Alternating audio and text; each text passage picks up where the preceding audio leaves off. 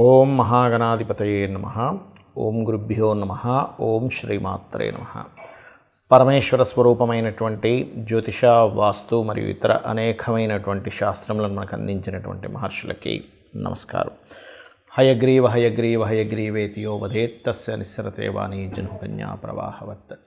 అరుణాం కరుణాతరంగితాక్షీం ధృతపాశాంకుశపుష్పబాణచాపాం అనిమాదిభిరావృతాం మయూకైః అహమిత్యేవ విభావయే భవానీం. శ్రీమాత్రే నమః. ప్రేక్షకులకి ఆ లలితాంబిక అమ్మవారి యొక్క అనుగ్రహం పరిపూర్ణంగా కలగాలని మనస్ఫూర్తి కోరుకుంటూ మనం డిసెంబర్ మాసంలో అసలు గ్రహస్థితి ఏ విధంగా ఉంది అని చెప్పి చూసుకున్నట్లయితే ఈ మాసంలో 3 గ్రహాలు వక్రించి ఉంటాయి. అందులో ప్రధానంగా గురువు వృషభ రాశిలో వక్రించి ఉంటున్నాడు, కుజుడు కర్కాటక రాశిలో వక్రించి ఉంటున్నాడు. అదేవిధంగా శని కనుక చూసుకున్నట్లయితే వక్ర త్యాగం అయిపోయింది ఆల్రెడీ శనిది. ఇక బుధగ్రహం పర్టికులర్గా మనకి ఈ యొక్క వృశ్చిక రాశిలో ఉండి 16వ తేదీ వరకు వక్రగతిలో ఉంటాడు రవితో కలిసి. అయితే ఈ రవితో కలిసినటువంటి బుధుడు వక్రత్యాగం 16వ తేదీ అవుతూ అదే 16వ తేదీ ధనస్సులోకి రవి మారుతున్నాడు. అదేవిధంగా శుక్రుడు గమనించుకున్నట్లయితే 3వ తేదీ నుంచి ధనస్సు రాశిలో ఉన్నటువంటి శుక్రుడు మకర రాశిలోకి ఎంటర్ అవ్వడం జరుగుతుంది. ఆయన 29వ తేదీ వరకు మకరంలో ఉండి కుంభంలోకి 29వ తేదీకి వెళ్తూ శనిని కలుస్తాడు. అదేవిధంగా మీనంలో రాహువు, కన్యారాశిలో కేతు యొక్క సంచారం జరుగుతుంది. ఇక ఈ యొక్క గ్రహస్థితిని అనుసరించి ద్వాదశ లగ్నాల వారికి మరియు ద్వాదశ రాశుల వారికి లగ్నం తెలిసిన వారు లగ్నం నుంచి చూసుకోవచ్చు, లేదా లగ్నం తెలియని వారు రాశి నుంచి చూసుకోవచ్చు. ఎటువంటి ఫలితాలు జరగనున్నాయి, ఏ విషయాల పట్ల మీరు జాగ్రత్తగా ఉండాలి అనేటువంటి విషయాలు చెప్తుంది. నేనైనప్పటికీ కూడా చెప్పిస్తుంది సాక్షాత్ లలిత అమ్మవారిగా భావిస్తూ ఒక్కొక్క లగ్నము రాశి గురించి తెలుసుకుందాం. మిథున లగ్నము, మిథున రాశి. మీకున్నటువంటి రాశ్యాధిపతి అయినటువంటి బుధుడు 6వ స్థానంలో వక్రించున్నాడు. దీనివల్ల రుణ విముక్తి యోగము, అంటే రుణాల నుంచి విముక్తి కలుగుతుంది. కాకపోతే మీరు ధన సంబంధించినటువంటి విషయంలో బ్యాంకు ట్రాన్సాక్షన్స్ కానీ ఎవరికైనా మనీ ఇవ్వడం తీసుకునేటువంటి అంశాల్లో పర్టికులర్గా 7, 8 తేదీలు కాస్త జాగ్రత్తగా ఉండండి. మరలా అదే 9, 10 తేదీలు మాత్రం ఎట్టి పరిస్థితుల్లో ఉద్యోగం కోసం ఎవరికైనా ధనం ఇచ్చేటువంటి అంశాలు మాత్రం పెట్టుకోకండి 9, 10 తేదీలు. అదేవిధంగా ఈ యొక్క 16వ తేదీ నుంచి రవి 7వ స్థానంలోకి వెళ్తున్నాడు కాబట్టి కాస్త 16 నుంచి జనవరి 14వ తేదీ వరకు ఆల్మోస్ట్ ఏంటంటే కొంచెం పార్ట్నర్స్తో కానీ జీవిత భాగస్వామితో కానీ కొంచెం ఏదైనా అనవసరమైనటువంటి ఈగో క్లాషెస్ వచ్చే ఛాన్సెస్ ఉన్నాయి. కాబట్టి ఆ యొక్క విషయాల పట్ల కాస్త జాగ్రత్తగా ఉండండి. అదేవిధంగా కాస్త శత్రువులు మిత్రులయ్యేటువంటి యోగం నడుస్తుంది.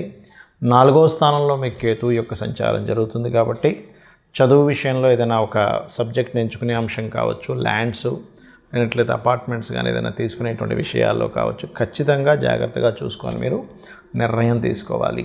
అదేవిధంగా ఇక్కడ ఈ యొక్క అష్టమాధిపతి భాగ్యస్థానంలో ఉన్నందుకు పర్టికులర్గా ఇది కొంచెం ఉద్యోగ సంబంధించినటువంటి విషయాల్లో మార్పుల్ని, అంటే శని సహజంగానే కర్మకారకుడు కాబట్టి 9వ స్థానంలో ఉన్నాడు కాబట్టి ఉద్యోగం విషయంలో కొంత స్ట్రెస్ని, మార్పుని ఇస్తూ ఉంటుంది. కాకపోతే విదేశాల్లో ఉద్యోగం చేసేటువంటి వారికి మాత్రం అనుకూలమైనటువంటి వాతావరణం ఉంటుంది, అందులో ఎటువంటి సందేహం లేదు. ఇష్టపడిన వారిని వివాహం చేసుకోవాలనుకునేటువంటి ప్రయత్నాలు కూడా కొంతవరకు ఫలిస్తాయి. కాకపోతే ఇక్కడ ఎక్కువ ప్రయత్నం చేయవలసిన పరిస్థితి వస్తూ ఉంటుంది. బికాజ్ ఆఫ్ సప్తమ మనకి చూసుకున్నట్లయితే 3వ తేదీ వరకే ఈ యొక్క 7వ స్థానంలో శుక్రుడు ఉంటాడు, పంచమాధిపతి. కానీ 3వ తేదీ తర్వాత ఎప్పుడైతే శుక్రుడు అష్టమంలోకి వెళ్తాడో ఆ అష్టమంలోకి వెళ్ళినటువంటి ఇది ఏమిటంటే పర్టికులర్గా మీ యొక్క సంతానానికి ఏదైనా పూర్వీకుల ఆస్తులకు సంబంధించినవి కాస్త సంక్రమించడం కానీ ఇటువంటివి గోచరిస్తున్నాయి. బట్ ఇక్కడ ఏంటంటే 4వ స్థానంలో కేతు ఉన్నందుకు మాత్రం పర్టికులర్గా ఏదైనా ఎలక్ట్రానిక్ డివైజెస్ కొనుక్కునేటువంటి అంశాల పట్ల కూడా కాస్త జాగ్రత్తగా ఉండాలి. ఇక మీరు చేయవలసినటువంటి దేవత ఆరాధన ఏమిటి అని చెప్పి చూసుకున్నట్లయితే మీరు లలిత అమ్మవారి యొక్క ఆరాధన ఎక్కువగా చేయండి. మరియు అదేవిధంగా ఇందాక మనం మాట్లాడుకున్నాం ఇది 7, 8 తేదీలు కాస్త మనీ రిలేటెడ్ మ్యాటర్స్ విషయంలో జాగ్రత్తగా ఉండాలి. పెద్ద మొత్తంలో డబ్బులు ట్రాన్స్ఫర్ చేసేటప్పటిది ఆ పర్టికులర్ ఆ 2 రోజులు కూడా మీరు దుర్గా ఆలయానికి ఎక్కువగా సందర్శించండి.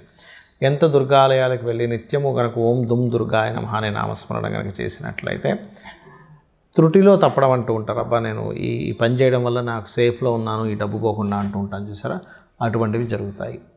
ఇక మీరు నిత్యము చేయవలసింది లలిత అమ్మవారి యొక్క ఆరాధన చేస్తూ గోవుకి 4 ఉండలు, అది ముఖ్యంగా బెల్లంతో చేసిన 4 ఉండలు, కాస్త గ్రాసము తినిపించండి, అన్ని విధాలా బాగుంటుంది. చాలామంది నన్ను అడుగుతుంది ఏంటంటే వాళ్ళ జన్మజాతకాల్లో ఏదైనా వక్రగ్రహం ఉన్నట్లయితే ఏమిటి ఫలితం అని అడుగుతున్నారు. ఇది నాడీ ఆస్ట్రాలజీలో మనకు చూడండి, చాలామంది జాతకాల్లో ఈ పలానా గ్రహం వక్రించిందండి, ఈ పలానా గ్రహం అంటే శని కావచ్చు, గురువు కావచ్చు, వీళ్ళు వక్రించారని చెప్తుంటారు. అయితే ఇక్కడ ఏంటంటే ఫస్ట్ ఆఫ్ ఆల్ మనం అర్థం చేసుకోవాల్సింది, రాహువు కేతువు ఈ 2 ఎప్పుడూ వక్రగతిలోనే ఉంటాయి, అంటే వెనక్కి తిరుగుతూ ఉంటాయి. బికాజ్ ఆఫ్ అది కాలం అయిపోతుంది, రాహు అంటే కాలము అయిపోయినటువంటిది కాబట్టి కాలానికి కారకుడైనటువంటి రాహు వెనక్కి వెళ్ళిపోతుంది కాలము అనేటువంటి సంకేతంతో. అయితే మిగతా గ్రహాలు ఏవి అంటే రవిచంద్రులు అయితే అసలు వక్రించరు ఎప్పుడు కూడా, ఎందుకంటే సమయం వెనక్కి రాదు కాబట్టి ఈ రవిచంద్రుల ద్వారానే మనం సమయాన్ని తెలుసుకుంటూ ఉంటాం. ఇవాళ ఈ తిథి, ఈ నక్షత్రము, ఇంత సమయం గడిచింది, రవి నడినెత్తున వస్తే మనకి మధ్యాహ్నం అయిందని, సాయంత్రం అయితే అటు వెస్ట్ వైపు సూర్యుడు కనిపిస్తే సాయంత్రం అవుతుందని మనం తెలుసుకుంటూ ఉంటాం. తిథులను బట్టి చంద్రుడు ఉండేటువంటి ఇది కాబట్టి అది ఎప్పుడు వక్రించవు, అంటే కాలం వెనక్కి తిరిగి రాదు కాబట్టి అవి వక్రించవు ఎప్పుడు కూడా. అయితే మిగతా గ్రహాలు ఏవైతే ఉన్నాయో వక్రించిన గ్రహంతో సమయంలో పుట్టారు వ్యక్తి అంటే దానికి చాలా పెద్ద విషయం ఉంటుంది. ఎలా అంటే ఒక ఉదాహరణకి శని వక్రించాడు అనుకోండి, ఏ గ్రహమైనా ఒకటే గుర్తుపెట్టుకోండి, మీ జన్మజాతకంలో వక్రించినప్పుడు ఉన్న స్థలం కంటే కూడా వెనకాతలు ఉండేటువంటి రాశితో సంబంధాలు పెట్టుకుంటాయి అవి. అంటే ఒక్కొక్కసారి ఆ వక్రించడం వల్ల మంచి జరుగుతుంది, ఒక్కొక్కసారి ఇబ్బంది ఉంటుంది. ఎలా అంటే ఉదాహరణకి మేషరాశిలో శని, మేషరాశి కాకుండా మేషరాశి తర్వాత అయినటువంటి రాశిలో శని భగవానుడు వక్రించాడు, అంటే వృషభంలో శని వక్రించాడు. వక్రించడం వల్ల అనవసరంగా నీచ ఫలితాలు పొందుతాడు. అదే మేషరాశిలో శని వక్రించాడు అనుకోండి, అప్పుడు నీచత్వం కోల్పోతాడు. అదేవిధంగా ఉచ్చస్థానానికి కూడా అదే వర్తిస్తుంది. ఉదాహరణకి తులారాశిలో శని వక్రించాడు అనుకోండి, అప్పుడు ఉచ్చస్థానం యొక్క ఫలితాలు కోల్పోతున్నాడు. కానీ వృశ్చికంలో వక్రిస్తే ఆయన ఉచ్చస్థానంలోకి వెళ్తున్నాడు. ఏదైనా ఒక గ్రహం కనుక వక్రించినప్పుడు తను ఏ రాశిలో ఉండి వక్రించాడో అది అదృష్టానికి దారితీస్తుందా, ఇబ్బందికి దారితీస్తుందా అనేటువంటి చూడాలి. ముఖ్యంగా ఏదైనా ఒక గ్రహం వక్రించిందంటే పాస్ట్ లైఫ్లో మిగిలిపోయినటువంటి విషయాలు ఈ లైఫ్లో పర్టికులర్గా ఆ జన్మనెత్తి ఆ వ్యక్తి ఆ కర్మను తీర్చుకోవడానికి వచ్చాడని అర్థం చేసుకోవాలి. ఎలా అంటే శని దగ్గర నుంచి తీసుకుంటే శని ఎవరికైనా వక్రించాడు అనుకుంటే 2 ప్రొఫెషన్స్ చేస్తారు చాలామంది, 2 ప్రొఫెషన్స్, అందులో డ్యూయల్ సైన్లో ఉంటే ఇంకా గ్యారంటీగా అవుతుంది. అదే జీవుడు వక్రించాడు, గురువుకి సంబంధించిన కొంత సేవ, గురువులకు సంబంధించినటువంటిది కొంత మిగిలిపోయింది ఆయనకి, జ్ఞానాన్ని పంచే విషయంలో కానీ గురువులకు సేవకు సంబంధించిన విషయంలో కానీ మిగిలిపోయింది. అంటే పాస్ట్ లైఫ్లో చేయాల్సిన గురుసేవ చేసుకోలేకపోయాడు.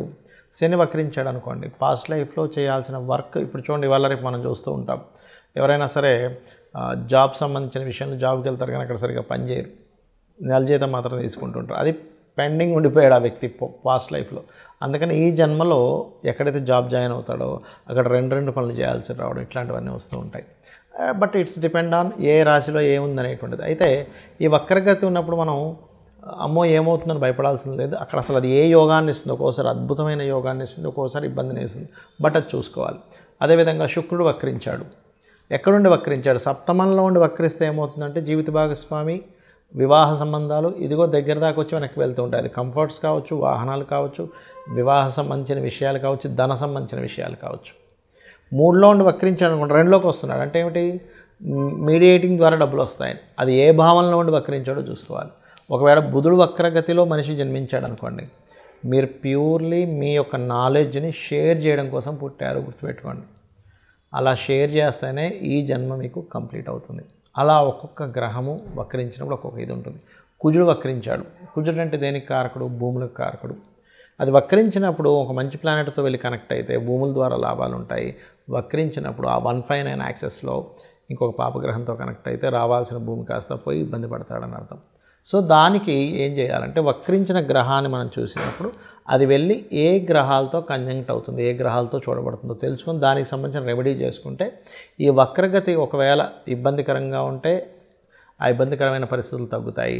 బాగున్నట్లయితే మనం ఏం రెమెడీ చేసుకోకర్లేదు, అద్భుతంగా ఉంటుంది. ఆ రెమెడీస్ కూడా చిన్న చిన్నవి, గోవుకి తినిపించడము, గ్రహాలకు దీపారాధన చేయడము, లేనట్లయితే అమ్మవారి నామాల్లో ఏదైనా ఒక మంత్రం చేసుకోవడం చేస్తూ ఉండాలి. శని వక్రించాడు ఉదాహరణకి, శని వక్రగతి వల్లే ఇబ్బందులు వస్తున్నాయి అనుకోండి, ఎందుకంటే కర్మకారకుడు కాబట్టి వాళ్ళు చేయవలసిన మంత్రం ఏమిటంటే ఓం అనాకలిత సాదృశ్య చుబుక శ్రీ విరాజితాయ నమః. జుపిటర్ వక్రించి నీచ స్థానంలోకి వెళ్తున్నాడు. అలాంటప్పుడు జయ గురుదత్త, శ్రీ గురుదత్త అనే నామస్మరణ చేయండి. బుధుడు వక్రించడం వల్ల ఇబ్బందులు ఎదుర్కొంటున్నారు మీరు. అందరికీ ఇబ్బందులు ఎదుర్కోవాలని లేదు. అది ఏదైనా నీచ స్థానంలోకి వెళ్ళినా పాపగ్రహాలతో కంజక్ట్ అయినప్పుడు మాత్రమే అప్పుడు విష్ణు సహస్రనామాలు చేయండి, లేదా ఓం నమో నారాయణాయ అనే నామస్మరణ చేయండి. శుక్రుడు వక్రించాడు, లలితా సహస్రనామాలు చేయండి, లేదా ఓం శ్రీమాత్రే నమః అని చేసుకోండి.